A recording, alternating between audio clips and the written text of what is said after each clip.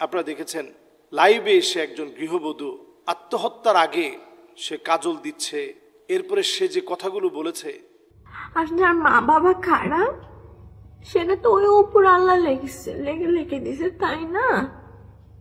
তার জন্য তো সন্তানেরা দায়ী না। আর সন্তানেরা কি বলছে মা বাবাকে খারাপ বলতে? বলে নাই তো। কথাগুলো সত্যি হৃদয়ে লাগার মতো।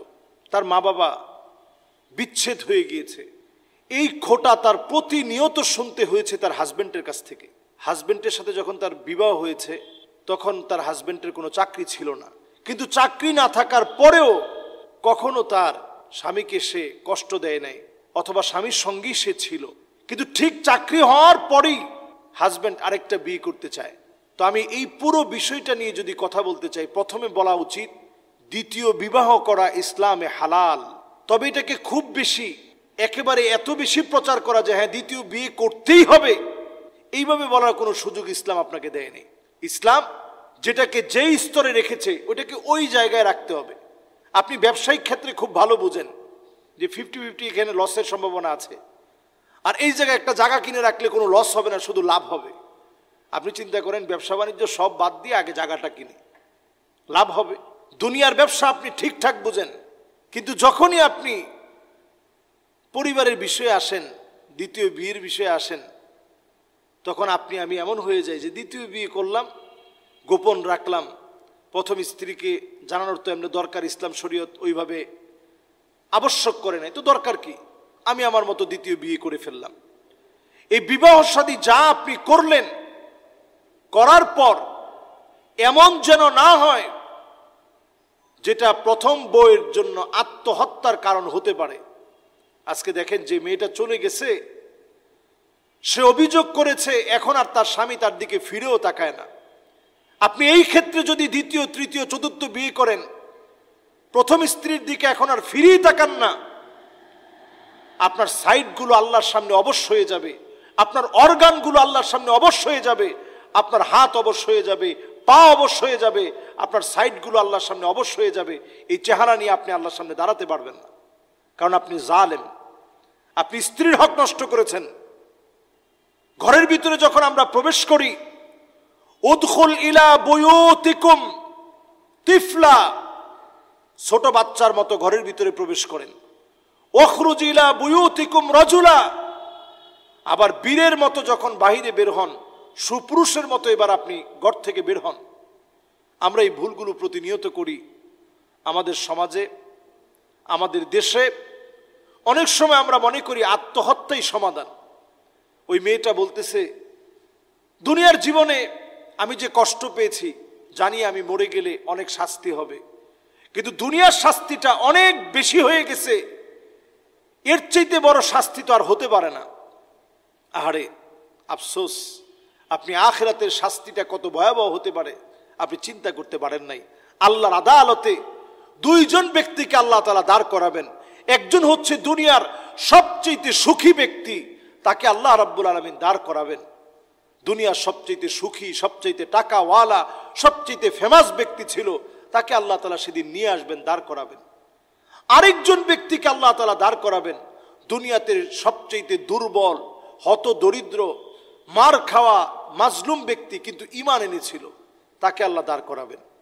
দুইজনকেই আল্লাহ রাব্বুল আলামিন সেই দিন দুইজনকে দাঁড় করায়া, দুইজনকে দুই দিক থেকে, একজনকে জাহান্নামে নিয়ে যাওয়ার জন্যে, আরেকজনকে জান্নাতে নিয়ে যাওয়ার জন্যে যখন ফেরেশতাদেরকে নিযুক্ত করা হবে, বলা হবে ইগমিসুহু গামসাতাম মিনান নার, একটা ঝলক তুমি তাকে জাহান্নাম থেকে দিয়ে নিয়ে আসো।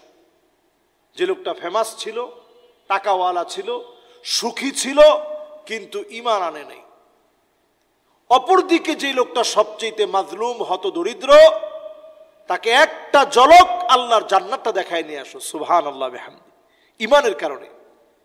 এবার দুইজনকে যখন দুই দিক থেকে নিয়ে আসা হবে, একজনকে জাহান্নাম দিয়ে একটা সেকা দিয়ে নিয়ে আসা হবে, আরেকজনকে জান্নাতটা দেখায় নিয়ে আসা হবে। দুইজন ব্যক্তি, আল্লাহ তাআলা বলবে, গোলাম দুনিয়ায় তো অনেক সুখ করছিলা, একটা সুখের গল্প আমারে বলো তো দেখি। লোকটা বলবে মা সাবানি কত্তু নাঈম, আল্লাহ জীবনে কোনোদিন কোনো সুখ করিনি, কিসের সুখ? এবার আল্লাহ ওই লোকটাকে বলবে যে সবচেয়ে দুঃখী, মার খাওয়া, চোখ নাই, কান নাই, হাত নাই, পা কেটে ফেলছে, গুলি করে হত্যা করা হয়েছে, তাকে আল্লাহ বলবে গোলাম তোমার একটা দুঃখের গল্প আমারে বলো তো দেখি, কোন দিন সবচেয়ে কষ্ট লাগছে?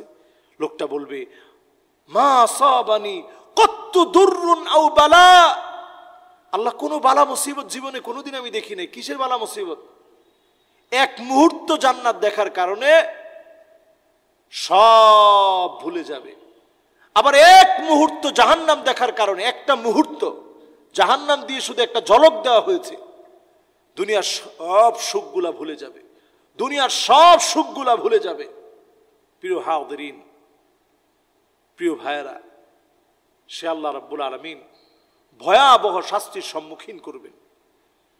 যদি আমি আপনি একটু কল্পনা করি যারা আত্মহত্যা করে মারা যায়, নবীজি সাল্লাল্লাহু আলাইহি সাল্লাম বলছেন এই আত্মহত্যা করা মহিলা অথবা পুরুষ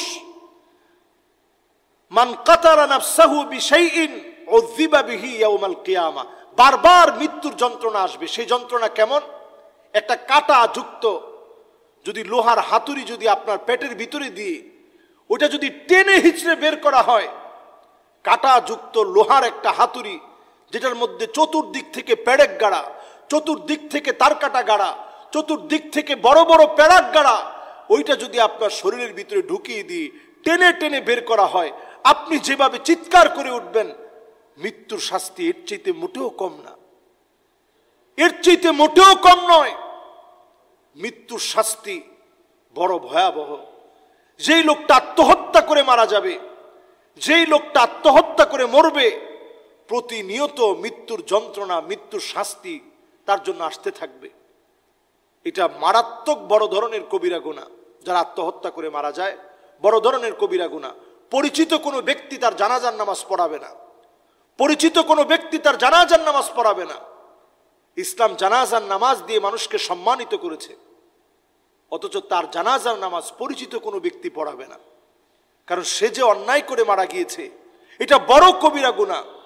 প্রকাশ্যে একটা কুফুরিতে লিপ্ত থেকে কুফুরি অবস্থায় নিজের প্রাণটাকে ধ্বংস করে দিয়ে লোকটা মারা গিয়েছে। চিন্তা করেন, এরকম অন্যায় আমরা অহরহ অনেক সময় করে ফেলতেছি। এই অন্যায়গুলো করার ক্ষেত্রে একটু চিন্তা করবেন, আপনার মা, আপনার বাপ, আপনার পরিবার সবাই তো আপনাকে নিয়ে কত স্বপ্ন দেখে, সবার স্বপ্ন আপনি ধ্বংস করে দিবেন আপনার একটুখানি সুখের জন্যে। আপনি কোন সুখে গেলেন? যারা আত্মহত্যা করেছে তারা তো সেই কষ্টটা আর বলতে পারে নাই, আত্মহত্যা থেকে সব সিদ্ধান্ত নিয়ে বেঁচে ফিরেছে এমন অনেকের সাক্ষাৎকার ইউটিউবে আছে, আপনি দেখলে অবাক হয়ে যাবেন। তারা চিৎকার করে জীবনের স্বাদ যেন আস্বাদন করছে যে আমরা কোত্থেকে ফিরে আসলাম।